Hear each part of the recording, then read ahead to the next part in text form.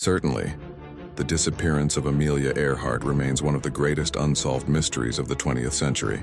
Below is a detailed account of her life, her final flight, and the leading theories about her fate. Amelia Earhart, the aviation pioneer who vanished. Early life and rise to fame. Amelia Mary Earhart was born on July 24, 1897, in Atchison, Kansas.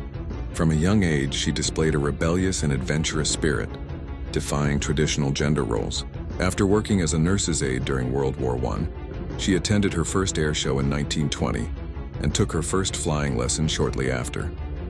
By 1928, she gained international fame as the first woman to fly across the Atlantic and as a passenger. But she wanted more. In 1930, she became the first woman to fly solo across the Atlantic, cementing her place in aviation history, in the dream of a world flight.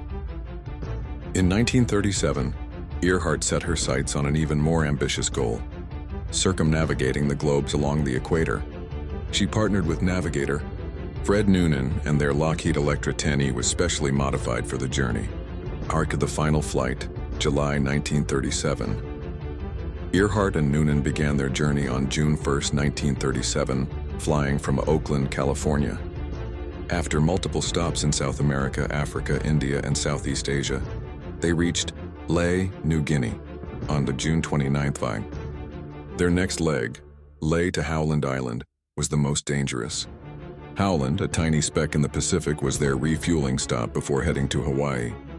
The U.S. Coast Guard cutter USS Itasca was stationed near Howland to guide them in via radio. Order the disappearance. On July 2, 1937, Earhart and Noonan took off from Lae.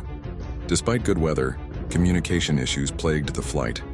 The Itasca received fragmented transmissions with Earhart reporting, "We must be on you but cannot see you. Gas is running low. I know we are on the line 157.37, a reference to their navigation line. Then silence." Despite an extensive 16-day search by the U.S. Navy and Coast Guard, no trace of Earhart, Noonan, or the Electra was found. Theories about her fate. Over the decades, numerous theories have emerged. 1. Crash and sink theory, most widely accepted. The simplest explanation: Earhart ran out of fuel and crashed into the Pacific Ocean near Howland Island. Leaving no debris. Evidence.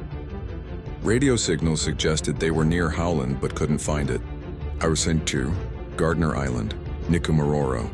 Hypothesis. Some believe Earhart and Noonan landed on Nikumaroro, a remote island, and died as castaways. Supporting clues. 1940. British colonists found a partial skeleton, later lost, a woman's shoe, and a sextant box. 2018. A study claimed bones found in 1940 matched Earhart's stature. Possible radio distress signals were heard for days after her disappearance. Thorsondiku captured by the Japanese. Conspiracy theory. A controversial theory suggests Earhart was spying on Japan and was captured. Some claim she and Noonan were executed or died in captivity. Evidence: a blurry photo, later debunked, and unverified witness accounts. 4. Survived under a new identity. Fringe theory. Some speculate Earhart assumed a new identity, but this lacks credible evidence. Legacy. Despite her disappearance, Amelia Earhart's legacy endures. A feminist icon who broke barriers in aviation, inspired generations of pilots and adventurers. Numerous books, films, and expeditions continue to search for answers. Recent developments. Deep sea explorations, e.g., Robert Ballard's 2019 expedition, have yet to find the Electra. Forensic analysis of Nikumaroro bones remains inconclusive. Conclusion. Amelia Earhart's disappearance remains an unsolved mystery, fueling speculation and searches to this day. Whether she perished at sea, survived as a castaway, or met another fate, her pioneering spirit continues to captivate the world.